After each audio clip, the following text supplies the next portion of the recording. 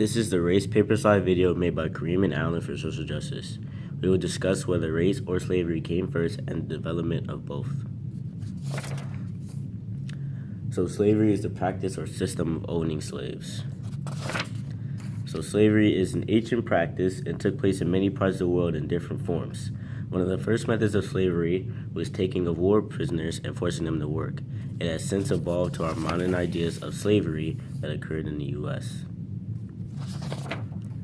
The first Africans recorded coming to America were indentured servants from Europe who were trying to get back home. Their aim was to work off whatever debt they had so they could be free.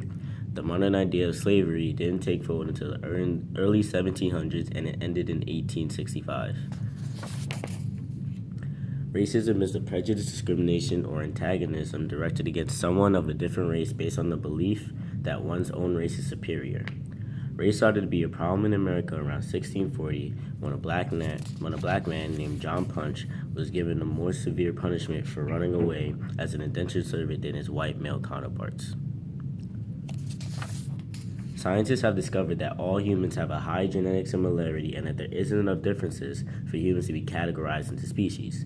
In fact, more than 85% of difference happens in a local group. American slavery is unique among other types of slavery. Some societies have mulattoes as a buffer, which connects the blacks and whites partially. America's buffer is poor whites, which puts all colored people with any trace of African ancestry to the other end. Hence, the racialized slavery system is developed after the development of racial ideologies. Why Africans? The Indians and Irish had been used as slaves at first. However, many Indians were killed due to disease and war. The Irish, due to European influence, were less likely to be slaves too.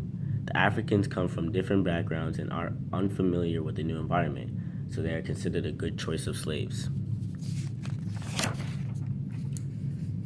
Frederick Hoffman wrote an influential document in the turn of the 20th century called Race, Traits, and Tendencies of the American Negro, in which he claimed that it would be hard for African Americans to live outside of slavery and that they would ultimately be extinct. Through the establishment of racial ideology, racist superiority has become more than common sense. White people have begun to have a moral imperative to govern inferior peoples, a mission preordained in the hierarchy of races. This also became a motive in America's later behavior of colonialism.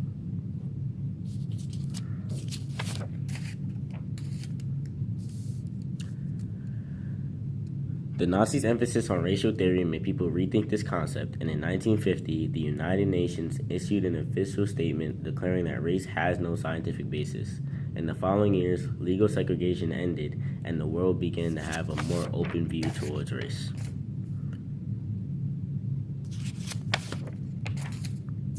So in conclusion, we believe that although the idea of slavery was developed first, the racialized slavery idea in America was developed after racism was developed.